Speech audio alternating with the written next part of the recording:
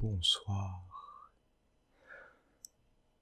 Aujourd'hui, je vais vous parler de quelques jeux de PS4 dont j'ai fait l'acquisition récemment.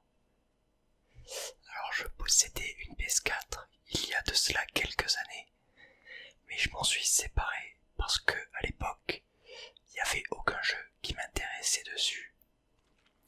Et j'ai récemment acheté une PS4 Pro parce que il y avait un jeu en particulier qui sortait en ce moment. Je parlerai de ce jeu juste après. Alors, nous allons commencer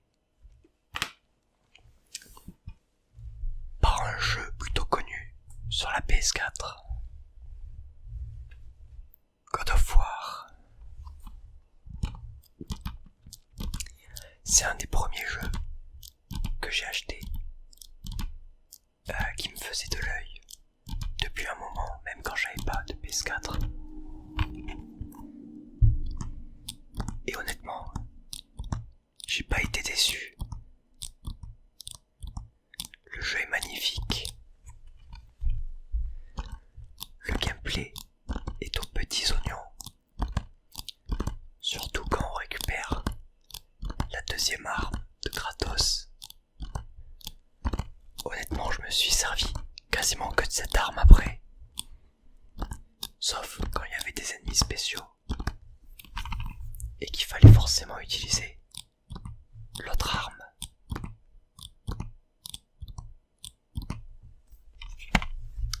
Les combats de boss sont juste mirifiques.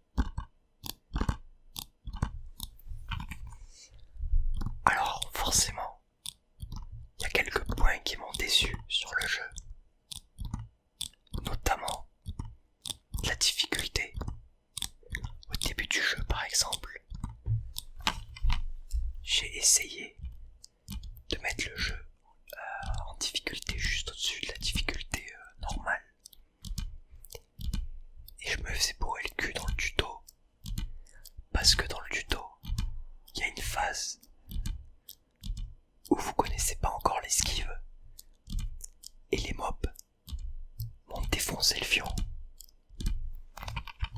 Et j'ai vite compris que dans les difficultés au-dessus, si tu voulais gagner tout simplement, il allait falloir faire abstraction d'une grosse partie du gameplay et se concentrer sur ce qui marche dans la difficulté au-dessus pour pas se faire bourrer le cul. C'est typiquement le genre de difficulté que j'aime pas, où on se contente de faire en sorte que les ennemis aient plus de PV et qu'ils tapent plus fort.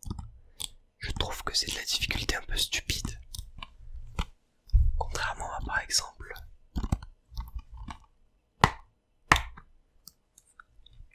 le dernier Devil May Cry, Devil May Cry 5, ou même le précédent, le reboot, où monter la difficulté, ça se résume pas à les ennemis tapent plus fort et ils ont plus de vie. En gros, ça change. Les ennemis, vous avez des ennemis plus coriaces dès le début que normalement vous rencontrez plus tard dans le jeu. Et je préfère 1000 fois ce genre de difficulté, qui est moins stupide que juste les ennemis tapent plus fort et ils ont plus de vie.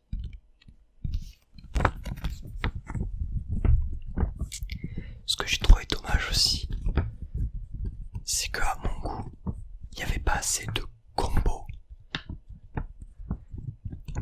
Il n'y avait pas par exemple, enfin s'il y en avait mais très peu de, je ne sais pas, triple carré et ensuite triangle. J'aurais bien aimé qu'il y ait plus de combos à base de carré carré, triangle triangle carré, ce genre de truc.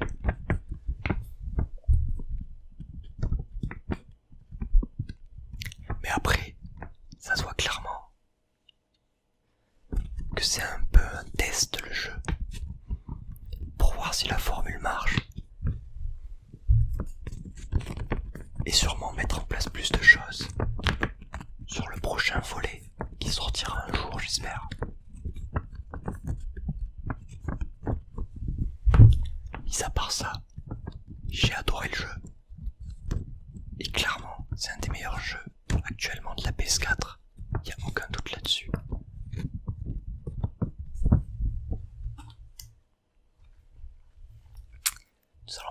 passer au jeu suivant,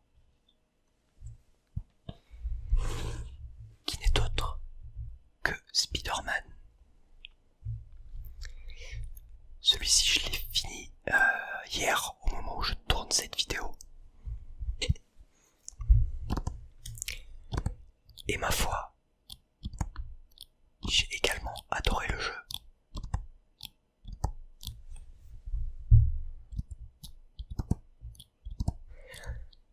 La chorégraphie, si on peut dire, de Spider-Man, que ce soit dans les combats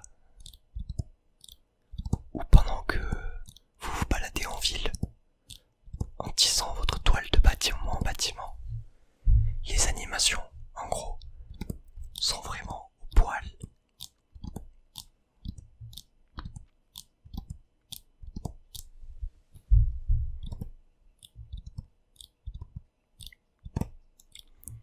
Le système de combat lui aussi est franchement bien kiffant quand on le maîtrise, avec les différents gadgets, l'esquive et aussi les tenues qui ont toutes des pouvoirs différentes. C'est vraiment quelque chose que j'ai bien kiffé, étant un peu un fan abruti de tout ce qui est cosmétique. Il y a un nombre de tenues à débloquer assez conséquent. Et ma foi, elles sont plutôt stylées.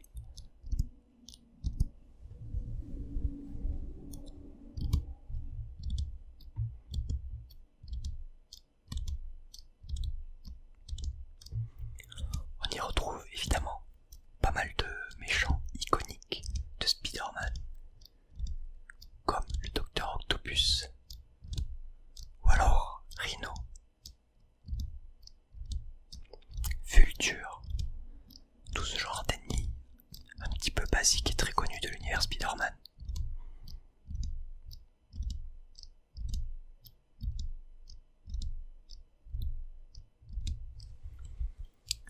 Bon, après, il a évidemment lui aussi ses défauts. Un peu comme je reprochais à God of War. Je trouve que le nombre de combos possibles était un peu léger. Vous pouvez faire des enchaînements très très longs et assez variés. Mais la plupart du temps, ça consiste juste à bourrer carré, dans les airs ou au sol. Vous pouvez évidemment entoiler vos ennemis et les jeter les uns sur les autres. Mais encore une fois, j'aurais aimé plus de combos à base de petite attaque, grosse attaque, petite attaque. Ce genre de truc. Et évidemment, les mini-jeux à la con, qui sont un peu la base dans ce genre de jeu, pour résoudre certaines énigmes. Ou alors les phases avec Mary Jane en infiltration, qui ma foi partent d'un bon sentiment, mais c'était un peu de la merde quand même.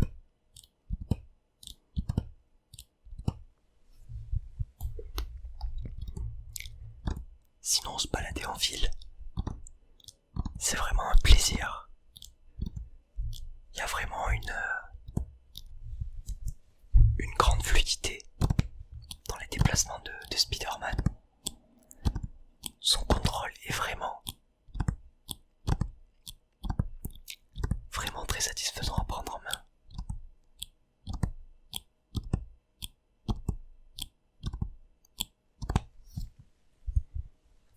En plus, vous pouvez débloquer différentes compétences qui peuvent vous être utiles en combat, ou alors lorsque vous vous baladez tout simplement en ville. Et pour une fois, la version française est un plaisir pour les oreilles.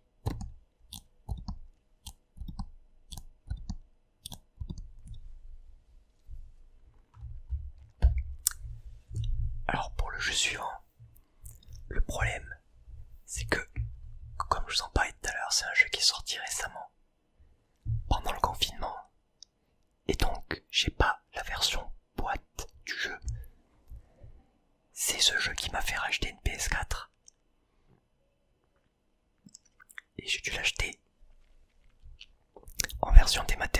sur le PS Store. 70 balles, j'en ai encore un peu mal au cul, mais ça valait le coup. Et ce jeu, c'est bien évidemment Final Fantasy VII Remake. Mais comme j'ai pas la boîte, on va faire semblant que ça, c'est la boîte de FF7 Remake. Même si comme vous le voyez, c'est la boîte de FF7 Crisis Core sur PSP. Mais c'est pas anodin. On y reviendra après. Alors, ce FF7 Remake, c'est un jeu qui partage, je dirais. On aime ou on n'aime pas.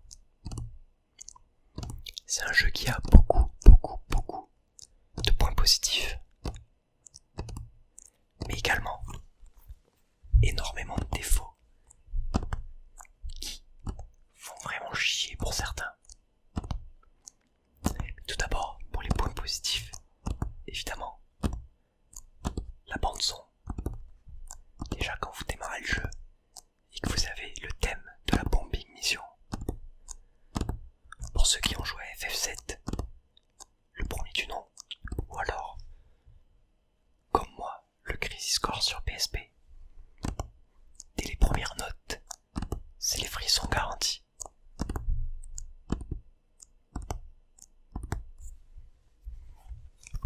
Alors moi c'est un jeu qui me hypait particulièrement.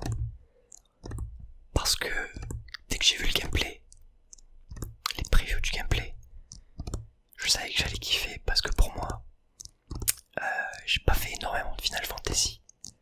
Mais la plupart des Final Fantasy que j'ai fait en fait, c'est pas des Final Fantasy au tour par tour. C'est typiquement ce Final Fantasy Crisis Core sur PSP qui se joue en temps réel. Ou alors le Final Fantasy Dissidia sur PSP que je vous ai déjà présenté dans une autre vidéo. C'est également du temps réel. J'ai également fait le dernier Lightning Return qui est du temps réel. Et Final Fantasy XV qui est aussi du temps réel. Et ce Final Fantasy Crisis Core sur PSP, c'est mon Final Fantasy préféré. C'est vraiment une putain de perle.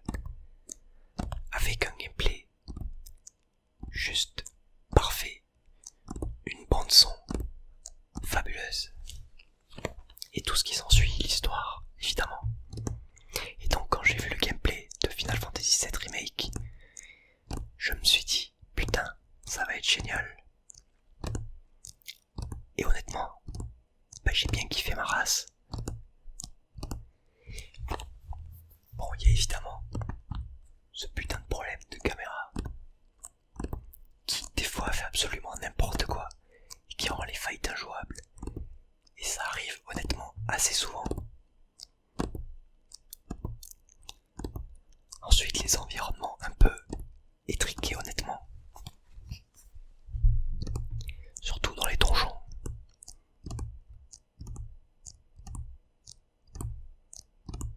Mais le jeu est juste magnifique. Il remanie un peu l'histoire de Final Fantasy VII. Et la pépite sur le gâteau. La pépite. Pépite. C'est qu'il y a des scènes avec Zack. Le héros de Final Fantasy VII Crisis Core. Honnêtement, j'y croyais pas. Je me suis dit, ils vont jamais mettre Zack dans le remake de FF7. Et ils ont fait plus que mettre Zack. Ils ont... Attention, spoiler. Arrêtez d'écouter si vous n'avez pas fait le jeu et que vous voulez pas être spoil. Mais ils ont changé la fin en soi de Crisis Core dans ce Final Fantasy Remake. Ça nous montre la fin de Crisis Core, mais c'est une fin différente. Et moi, j'avais le zizi tout dur.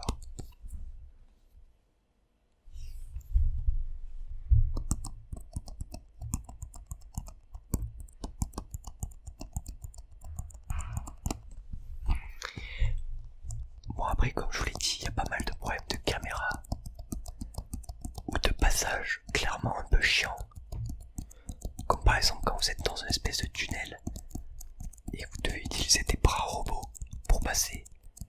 Clairement, c'est pas le fun. Mais ce jeu aussi, je pense que c'est clairement un test pour tester la recette, voir ce qui marche pas, et pouvoir améliorer le tout pour le prochain. Bon, même si on n'est pas prêt de voir le prochain, je pense qu'ils vont clairement améliorer la recette et que ce sera encore plus monstrueux. Mais surtout, ce qui me hype au plus haut point, c'est de me dire que potentiellement,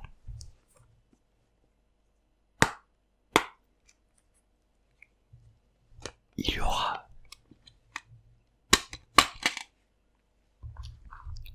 un remake aussi de ce fameux Crisis Core sur PSP. Et si ça arrive un jour, je sors courir à poil dans la rue et je crie tout mon amour aux développeurs du jeu.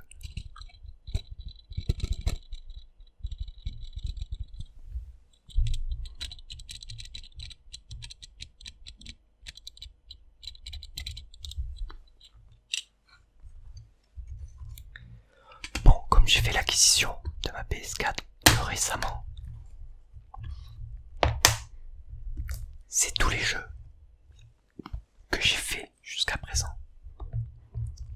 Mais il y a énormément d'autres jeux que j'aimerais faire. Tout d'abord, j'ai commandé, et il devrait arriver la semaine prochaine, Red Dead Redemption 2. Bon, alors petite anecdote, je l'ai commandé en promo et il vient d'Allemagne, donc j'aurai une boîte en allemand. Mais j'aurai le jeu en français normalement. J'ai aussi hâte de le faire, parce que déjà le jeu a l'air magnifique. Je me suis quasiment, pas absolument respoil, et j'ai clairement hâte d'y jouer. Il y a aussi Days Gone que j'aimerais bien faire. Les jeux de zombies, moi je kiffe bien ça.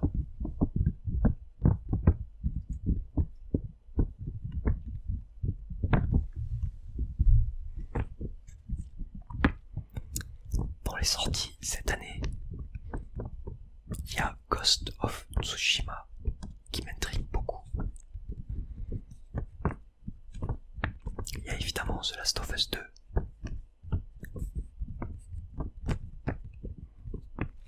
Cyberpunk. Mais celui-là, si je dis pas de conneries, il sort aussi sur PS4. Mais je sais pas si je le ferai sur PS4 ou PC. Il y a aussi Persona 5. Il y a une nouvelle version qui est sortie récemment en français. Et j'aimerais bien me le faire.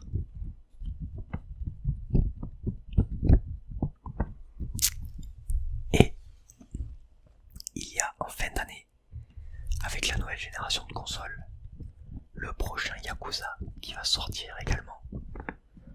Encore une fois, je ne sais pas si je le ferai sur PC ou PS4.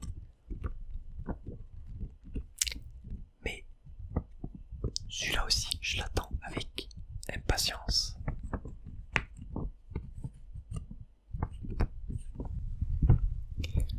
C'est tout pour le moment pour mes jeux de PS4.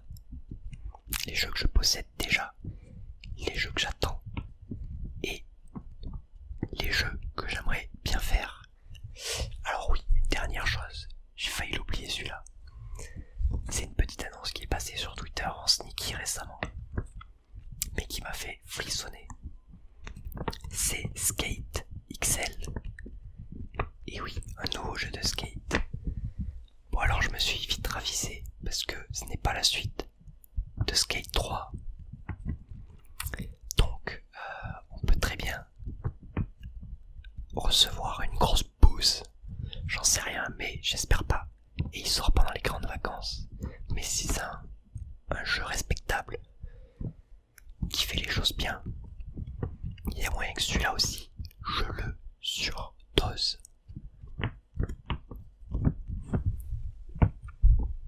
Bon, en tout cas, ça fait un petit moment que j'avais pas fait de vidéo facecam.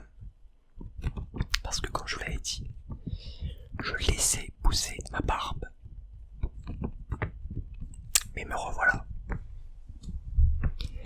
J'espère que cette vidéo vous a plu, que vous êtes potentiellement endormis. Et je vous dis